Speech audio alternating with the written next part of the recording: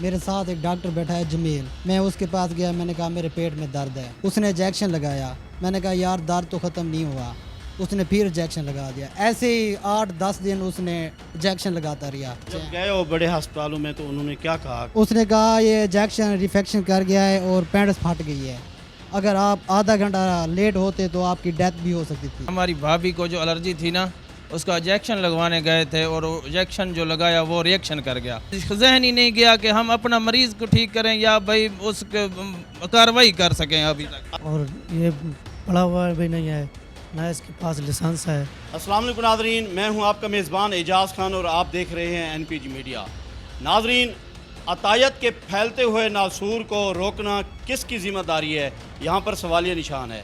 جی ہاں ناظرین، ڈاکٹری جو شعبہ ہے ایک مقدس شعبہ ہے، اور میں آپ کو بتاتا چلوں کہ آپ کے ارد گرد اور میرے ارد گرد ایک MBBS ڈاکٹر کس طریقے سے بنتا ہے، وہ کس طرح سے اپنی ایفرٹ جو ہے خرچ کرتا ہے اور کس طرح سے روپیہ خرچ کرتا ہے، اور اس کے بعد ایک ڈگری جو کہ MBBS کی ہے وہ لیتا ہے۔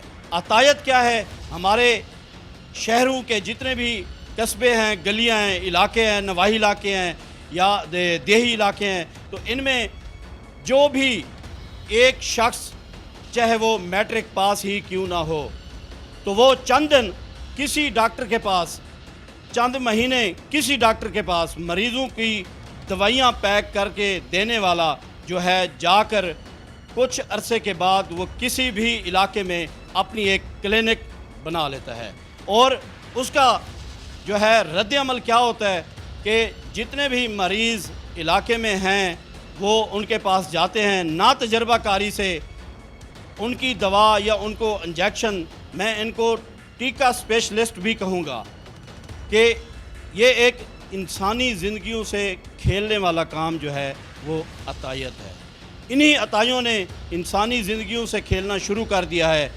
ایک تو تعلیم نہ ہونے کے برابر، دوسرا جو یہ انسان کے اوپر تجربے کرتے ہیں تو اس کی وجہ سے ایک چھوٹی سی مرض جو ہے وہ انسان کو موت کی اس کے لیول پر لے کے جاتی ہے، کوئی پتہ نہیں ہوتا کہ کسی وقت بھی اس کی جان چلی جائے۔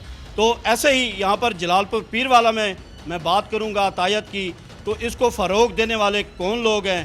وہی جو روکنے کے پابند ہیں۔ عطیت کو روکنے کے پابند ہی کرپشن اور ان سے ملی بھگت کر کے ان کو فروغ دے رہے ہیں، اور ان گنت ایسے عطائی ڈاکٹر موجود ہیں کہ جن کی مثالیں آپ خود ہی دیکھ سکتے ہیں۔ اور ناظرین، یہاں پر متاثرہ لوگ یہاں میرے ساتھ موجود ہیں، ان سے بات کریں گے کہ ان کے ساتھ کیا واقعہ پیش آیا ہے۔ السلام علیکم بھائی۔ وعلیکم السلام۔ کیا نام ہے آپ کا؟ شوکت۔ شوکت بھائی، کیا کہنا چاہیں گے آپ؟ ہم کہنا چاہتے ہیں کہ ہماری بھابھی کو جو الرجی تھی نا، اس کا انجیکشن لگوانے گئے تھے اور انجیکشن جو لگایا وہ ریئیکشن کر گیا۔ وہ تھا گوشت کا، وہ رگ میں لگا دیا، مطلب ناڑ میں لگا دیا، اور اس کی وجہ سے اسے بہت شدید تکلیف ہوئی اور وہ بے ہوشی کی حالت میں چلی گئی۔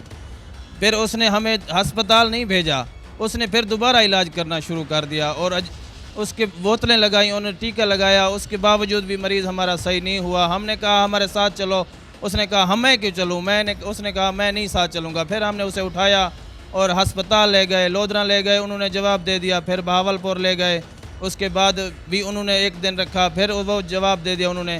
پھر ہم گھر لے کر آئے، کچھ 2 دن سلوات رکھوائی، اللہ اللہ کروائی، اس کے بعد پھر ہسپتال چلے گئے، انہوں نے 2 دن پھر علاج کیا، اس کے بعد پھر ہم گھر واپس آئے۔ ابھی تک ہمارا کچھ 19-20 مریض کچھ ٹھیک ہوا ہے، ابھی کچھ بولنے کے قابل ہو رہا ہے۔ اتنا بااثر کون ہے وہ شخص جس کی جو ہے نہ کہ کوئی محکمہ ہیلتھ کا آفیسران یہاں پر آ کر اس سے پوچھتا ہے، اور نہ ہی ہیلتھ کیئر؟ کیا آپ نے کبھی دیکھا ہے کہ یہاں پر اس ڈاکٹر کی جس کی آپ بات کر رہے ہیں، کسی ڈرگ انسپیکٹر نے یا کسی ڈپٹی DHO جلال پور ہو گیا آ کر ان کی کلینک سیل کی ہو؟ سر، ہم نے صرف اور صرف ان کو دوائیوں والی گاڑیاں جو آتی تھی ان کو دیکھا ہے، باقی کسی کو نہیں دیکھا۔ اور اس کے باوجود جو مریض جو بھی اتنے ہمارے علاقے میں جو بھی ادھر جاتا ہے وہ سارے کے سارے ان کے خلاف اٹھنے کے لیے تیار ہیں، لیکن اس کے باوجود اس کے آگے کوئی نہیں ہوتا۔ اس لیے ہم مجبوری میں آ کر آپ سے بات کرنا چاہتے ہیں، اور ہمارا یہ مطالبہ ہے کہ ہمارا جو خرچہ ہوا ہے یا جو ہماری کارروائی ہے اسے پورا کیا جائے۔ اچھا، کیا کہنا چاہیں گے کہ آپ کی بھابھی کی اتنی حالت جو ہے سیریس ہو گئی، آپ ان کو مختلف ہسپتالوں میں لودھراں باولپور تک لے کر گئے ہیں، تو اس کے خلاف آپ نے کسی بھی ادارے میں کوئی درخواست دی ہے؟ ابھی تک نہیں دی۔ ہم اپنے اتنے شدید مشکل میں تھے کہ ہمیں درخواست کا کوئی مطلب وہ ذہن ہی نہیں گیا کہ ہم اپنا مریض کو ٹھیک کریں یا بھائی اس کے کارروائی کر سکیں۔ ابھی تک ابھی بھی کتنے دن ہو گئے ہیں کہ آپ کی بھابھی کی حالت ابھی بھی ویسے ہی ہے؟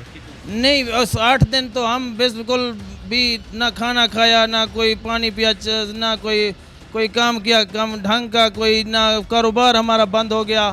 اس کے باوجود ابھی دوسرا دن ہی ہے تقریباً ہم گھر آئے، اس کے باوجود ہمارا ادھر بھی کوئی نہیں سنتا ہے، ادھر بھی کوئی نہیں سنتا ہے۔ جی ناظرین، آپ نے بھائی کی بات سنی ہے۔ یہاں پر میرے ساتھ ایک اور متاثرہ نوجوان جو موجود ہے، محنت مزدوری کرتا ہے، ان سے بات کریں گے۔ جی السلام علیکم بھائی، وعلیکم السلام۔ کیا نام ہے آپ کا؟ محمد عمران۔ عمران بھائی، کیا کرتے ہیں آپ؟ میں مزدوری کرتا ہوں۔ مزدوری؟ جی اچھا، اب بھی کرتے ہو؟ نہیں، اب نہیں کرتا۔ کیا ہوا ہے آپ کے ساتھ؟ کون وہ ڈاکٹر ہے، کیا نام ہے اور کیا معاملہ آپ کے ساتھ پیش ہے؟ سر معاملہ یہ ہے، میرے پیٹ میں درد تھا، میرے ساتھ ایک ڈاکٹر بیٹھا ہے جمیل، اڈا کوٹلا پول میں اس کے پاس گیا، میں نے کہا میرے پیٹ میں درد ہے، اس نے کہا یہ مسئلہ بھی نہیں ہے، میں بھی ٹھیک کر دیتا ہوں۔ اس نے انجیکشن لگایا، 1-2 گھنٹے کے لیے درد ختم ہو گیا، پھر سے درد شروع ہوا، میں نے کہا یار درد تو ختم نہیں ہوا، اس نے پھر انجیکشن لگا دیا۔ ایسے ہی 8-10 دن اس نے انجیکشن لگاتا رہا۔ میں نے کہا سر آپ سے اگر علاج نہیں ہوتا تو آپ جواب دے دیں، میں کسی اور ڈاکٹر سے دوائی لیتا ہوں۔ کہتے نہیں یہ مسئلہ بھی نہیں ہے، میں حل کر دوں گا، ٹھیک ہو جائے گا۔ ایسے ہی کرتے رہے اور کافی دنوں کے بعد میری پینٹس پھٹ گئی۔ میں زندگی کی آخری سٹیج میں چلا گیا تھا۔ اب میں مزدور بندہ ہوں، مزدوری بھی نہیں کر سکتا۔ میرے آپریشن کو 1 سال ہو گیا ہے، اب میں مزدوری بھی نہیں کر سکتا۔ بالکل ایسے ہی گھر بیٹھے ہو؟ ہاں، گھر بیٹھا ہوں، تیرے میرے سے مانگ کا گزارا کر رہا ہوں، چھوٹے چھوٹے بچے جب ہیں۔ گئے ہو بڑے ہسپتالوں میں تو انہوں نے کیا کہا کہ آپ اتنا لیٹ، یا کوئی وجہ انہوں نے بتائی؟ کیا ابھی کیا ایشو ہوا ہے آپ کے ساتھ؟ اس نے کہا یہ انجیکشن ریفیکشن کر گیا ہے اور پینٹس پھٹ گئی ہے، اگر آپ آدھا گھنٹہ لیٹ ہوتے تو آپ کی ڈیتھ بھی ہو سکتی تھی۔ جی ناظرین، تو یہ اتنی سٹیج پر پہنچ گئے تھے کہ ڈاکٹر جو بڑے تھے، بڑی ہسپتال میں یہ لے کر گئے ہیں اس بھائی کو، اس کے ورثہ جو ہے، انہوں نے بولا ہے کہ اگر آپ لیٹ ہوتے تو آپ کی ڈیتھ بھی متوقع ہو سکتی تھی۔ لیکن میں آپ کو بتاتا چلوں کہ ایک مزدور آدمی اگر اس کے انجیکشن کی وجہ سے ریاکشن ہوا ہے اور یہ اس کے ساتھ جو معاملہ ہوا ہے، اب یہ مزدوری سے بھی بیچارہ گیا۔ یہاں پر علاقہ مکین بھی موجود ہیں، ان سے بھی کوشش کریں گے بات کرنے کی کہ ایسے روزمرہ زندگی میں انہوں نے کتنے عطائی ڈاکٹر دیکھے ہوں گے، تو اس ڈاکٹر کے حوالے سے کیا کہنا چاہیں گے؟ جی السلام علیکم بھائی، وعلیکم کیا السلام۔ نام ہے آپ کا؟ مشفاق۔ کیا کہنا چاہیں گے؟ یہ عطائی ڈاکٹر ہر دیہی علاقے، ہر بستی، ہر گلی میں بیٹھے ہیں، ان کے بارے میں کبھی آپ نے دیکھا ہو کہ محکمہ ہیلتھ کی طرف سے ان کے خلاف جو کوئی قانونی کارروائی ہے وہ آپ کے سامنے آئی ہوں، ایسا کچھ ہوا؟ کوئی نہیں ہے۔ کیا کہنا چاہیں گے آپ؟ ہم کہنا چاہیں گے اس سے لازمی پوچھا جائے، اور یہ پڑھا ہوا بھی نہیں ہے، نہ اس کے پاس لائسنس ہے، اور دوائیاں بھی سرکاری دیتا ہے، اس سے پوچھا بھی کوئی نہیں ہے۔ جی ناظرین، بھائی کہہ رہے ہیں کہ یہ پڑھا ہوا بھی نہیں ہے، تو صاف ظاہر ہے اس کے پاس کسی قسم کی کوئی ڈگری نہیں ہے، نہ کہ ڈسپنسری، نہ کمپاؤنڈر، اور بات یہی ہے کہ 2-4 مہینے کسی ڈاکٹر کے پاس یہ دوائیاں پیک کر کے مریضوں کو دیتا رہا ہوگا، تو اس نے اپنی یہاں پر کلینک بنا لی ہے۔ تو یہاں پر علاقہ مکین جو ہیں یہ سراپا احتجاج بھی ہیں، اور ان کی اعلیٰ افسران سے اپیل بھی یہی ہے کہ اس کے خلاف جلد سے جلد جو ہے وہ سخت سے سخت کارروائی کی جائے، تاکہ اگلا آنے والا جو ہے مریض وہ اس کی جو میں کیا کہوں کہ یہ ان ٹرین جو بندہ ہے نا، ان ٹرین، وہ بندے کی جان بھی لے سکتا ہے۔ نیم حکیم خطرہ جان والا محاورہ آپ نے سنا ہوگا، اس کی بھینٹ چڑھنے سے وہ بچ جائے۔ تو اگلے پروگرام تک اپنے میزبان اعجاز خان کو اجازت دیجیے، اللہ حافظ۔